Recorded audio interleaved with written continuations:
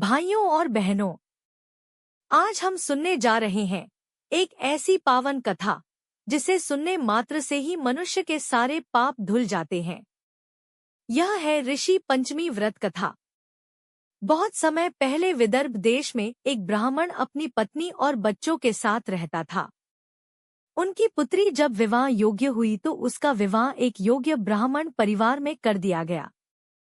समय बीतता गया, लेकिन एक गलती, एक छोटी सी भूल उस कन्या के जीवन का सबसे बड़ा दुख बन गई।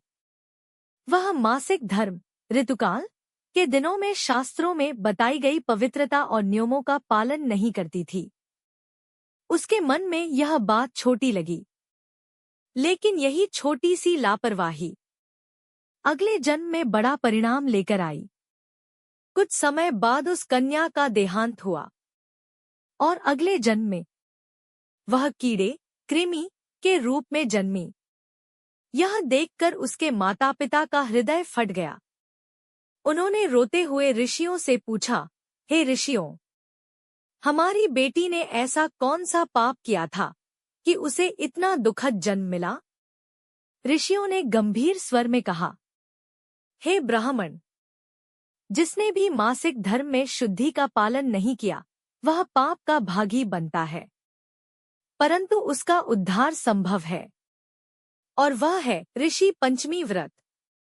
जो स्त्री श्रद्धा से यह व्रत करती है उसके सारे पाप नष्ट हो जाते हैं और उसे पवित्रता एवं मोक्ष की प्राप्ति होती है। ब्राह्मण दंपत्ति ने श्रद्धा भाव से ऋषि पंचमी व्रत किया और इस व्रत की शक्ति से उनकी पुत्री पाप बंधन से मुक्त होकर स्वर्गलोक चली गई। यही कारण है कि आज भी महिलाएं पूरे श्रद्धा भाव से इस व्रत का पालन करती हैं। इस दिन सप्तऋषियों कश्यप, अत्रि, भरद्वाज, विश्वामित्र, गौतम, जमदग्नि और वशिष्ठ की पूजा की जाती है।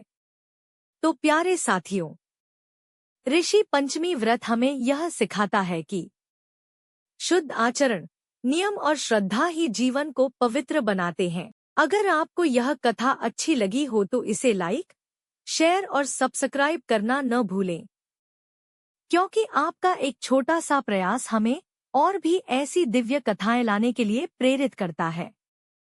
ऋषि पंचमी की यह कथा सुनने वाला और सुनाने वाला दोनों पाप मुक्त होकर पुण्य का भागी बनता है।